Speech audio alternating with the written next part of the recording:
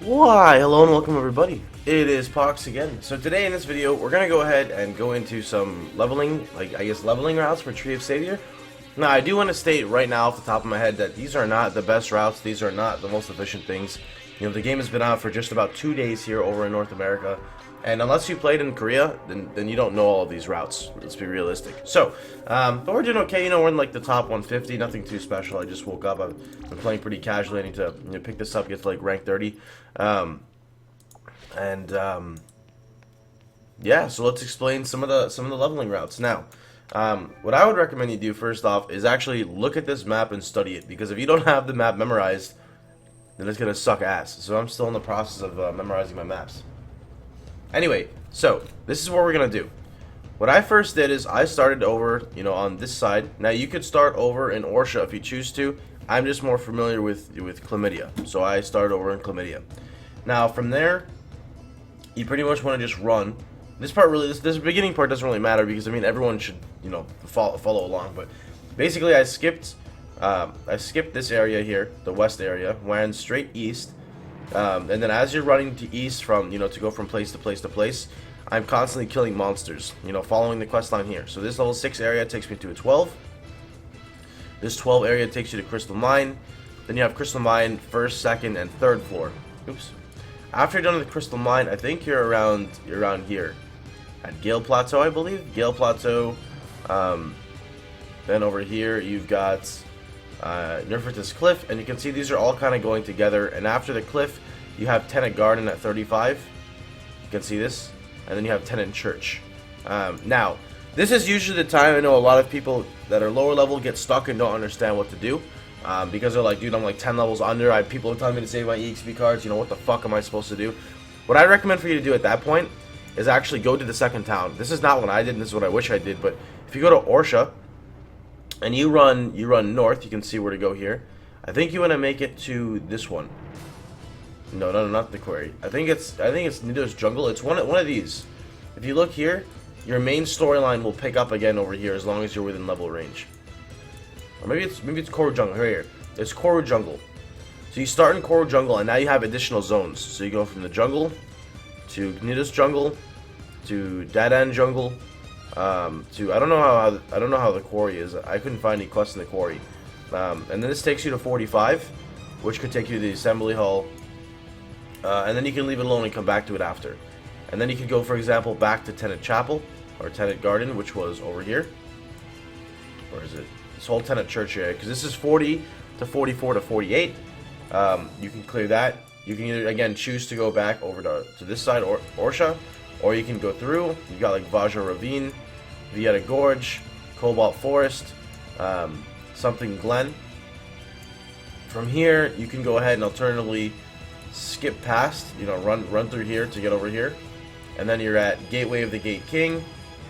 Additionally, you have Gate Route. I don't know exactly where this one leads. And you have this random forest for 61 to 64.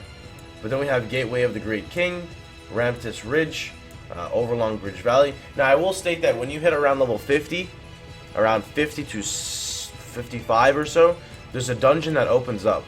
And that dungeon is over at Tenant Chapel, which is right here. It's like Tenant Church right outside, or Tenant Garden.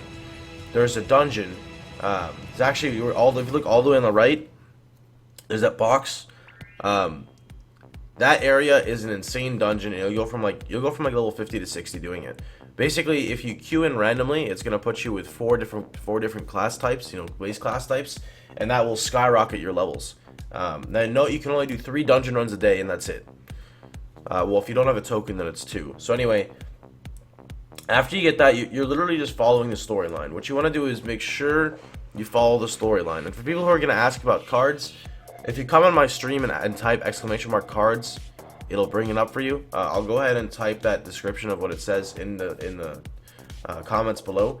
One of my next videos coming out will explain how to use cards efficiently. Not the best way, because again, we don't know the best stuff, but how to efficiently use cards, when to card, how you know when to card. I'll try to cover that in the next one as well.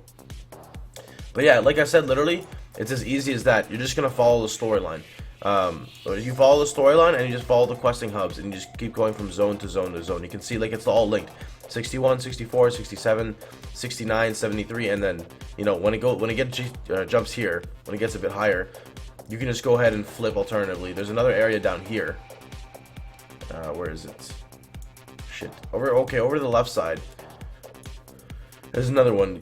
Gaidos Settlement to 69, then Baron is 84, and then some other farm here is 86, and then we have 89, 92, and I could have sworn there's another one somewhere here that I'm missing.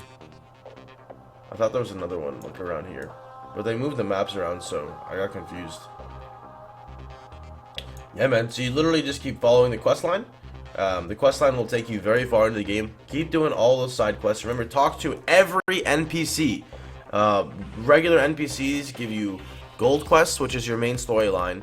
They also give you silver quests, which are their, like, you know, optional things, which give insane experience. Furthermore, they can give you a green quest, and a green quest is a daily, and dailies are, well, a repeatable quest, which can be done up to 5 times. And those will help greatly as well. So that's pretty much going to cut it out for now. Just know that as well, the next dungeon after 50 is going to be level 90, and you can boost from 90 to 98 from doing it 5 times. And then after that, I think there's one at 115. I don't know much past that. You know, I haven't really gotten that far past that. But that's pretty much going to conclude it for this video for you guys. So I hope, you know, I hope it helped you out. If you guys have any questions, feel free to drop them down below. Unfortunately, I might not be able to respond right away because, you know, I've been streaming pretty crazy. But you know, I'm just trying to help you bros out, alright? So I hope you guys had a wonderful time. Please let me know if it helped. You know, if you guys have any questions you want to drop down, just, you know, again, point me in the right direction. So, have a good one, boys. I will catch you guys all later. If you liked the video, please feel free to like, share, and subscribe. And if you're wondering why I'm stuttering so much, it's because I'm running on about 6 hours of sleep in the past 72 hours. But have a good one, boys.